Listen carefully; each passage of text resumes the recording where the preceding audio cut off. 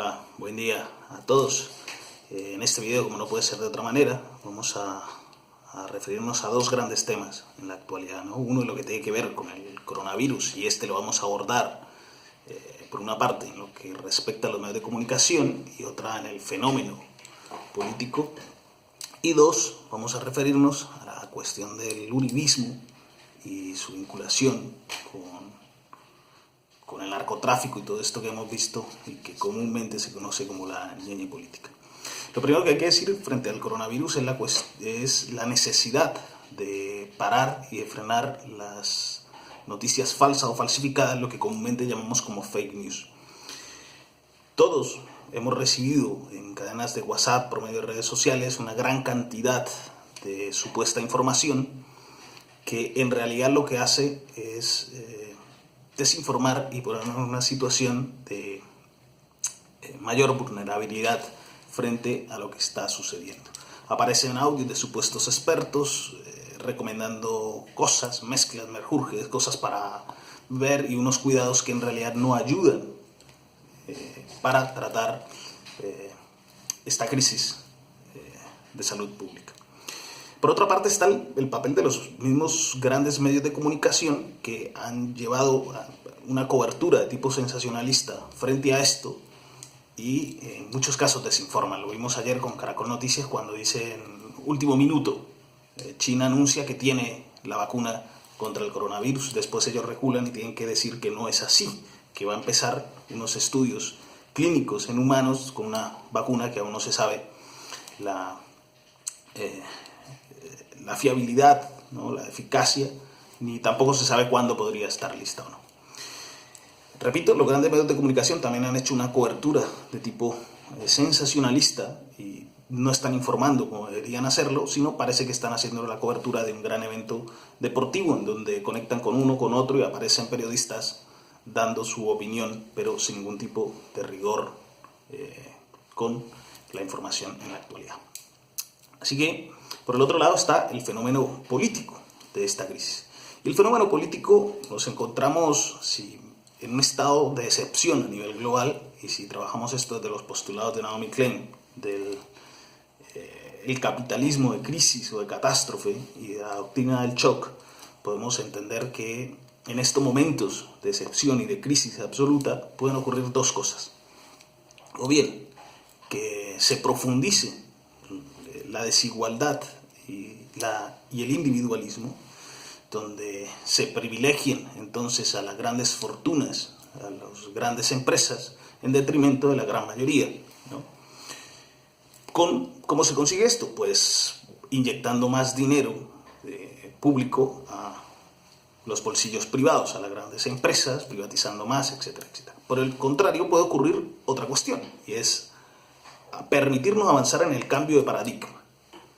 ¿Qué es ese cambio de paradigma? Por una parte, en el pensamiento, abandonar cada vez más el pensamiento místico y mágico y acercarnos más al pensamiento racional y científico en este caso. Volvemos a la cuestión de los medios de comunicación, a las cadenas de WhatsApp, en donde se trabaja todo como donde llegan cuestiones mágicas, ¿no?, invocaciones incluso, y remedios mágicos para el coronavirus. Por el otro lado tenemos el rigor científico y lo que nos dicen las autoridades y los científicos al respecto. Pues esta es una de las cuestiones del cambio de paradigma.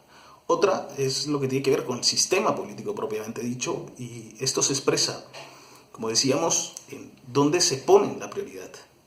A nivel mundial se habla de que en 2018 el gasto militar fue de 1,8 trillones de dólares, y la Organización Mundial de la Salud hablaba de que con 7 billones de dólares puede hacer frente a esta crisis de salud pública. Entonces nos permite o que se profundice en un estado de individualidad, el sálvese quien pueda, o por el contrario construir comunidad y poner el énfasis en lo que se debe poner, la prioridad en lo que se debe poner. En Colombia el gasto militar es del 3,2% del Producto Interior Bruto, 10.600 millones de dólares, mientras la inversión y esto es diferente, gasto a inversión. El gasto militar es de 3,2 del PIB, mientras la inversión para investigación y desarrollo es solo del 0,24%. Esto datos del Banco Mundial. Así que en este momento de crisis pues se nos abre esa posibilidad, plantear dónde debe estar el foco de nosotros como sociedad, como comunidad, hacia dónde queremos ir y dónde queremos realmente poner nuestras prioridades. Replantearnos esto. Incluso los más neoliberales en este momento de crisis han llegado a plantearse, se preguntan en dónde está el Estado y claman por la intervención del Estado. Pues bien, ahora es cuando debemos reformular ese papel del Estado, ¿no? Ese papel del Estado que nos permita generar un empleo de calidad y formal. Colombia tiene una altísima tasa de informalidad y de rebusque, que nos permita también el acceso a la vivienda, que nos permita el acceso a sanidad, a servicios públicos de calidad, a educación, en definitiva que nos permita fortalecer los lazos sociales, ¿no? O podemos cada uno encerrarse en nuestras casas, y que es un poco lo que están tratando, ¿no? La cuestión está en sus manos, y se apela al individualismo y no al tema de la comunidad. Con ese mensaje de que está en sus manos, que en parte es cierto, está en nuestras manos, pero no solo ahí, se quiere desviar la atención sobre la responsabilidad del Estado, ¿no? Y sobre la necesidad de reformular el papel del gobierno y de las políticas que hasta el momento se han empleado. Necesitamos una salud pública de calidad y de cobertura universal, por ejemplo. Así, finalmente vamos con el tema de Duque, del uribismo y el narcoestado. Duque, por una parte, se enfrenta a una espada de doble filo. Por una parte, tiene el alivio frente a la presión de lo que se haya mal llamado la ñeñe política, pero por el otro lado, tiene la presión encima de cómo va a manejar esta crisis. Y ahí está el problema. Repetimos, o desde la superstición, el pensamiento mágico, invocando la ayuda de no sé quién, o desde el tema científico, desde el rigor científico y desde la fortaleza institucional y las políticas públicas.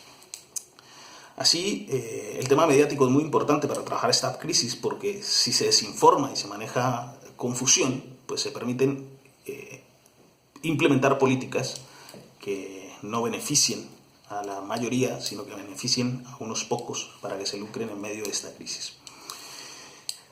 Por el otro lado está la cuestión de Álvaro Uribe. Aunque quisiéramos, y hemos hecho un estudio de algunas intervenciones últimamente, aquí solo vamos a hablar de algunos usos retóricos últimamente para intentar él zafarse de toda esta presión que tiene encima.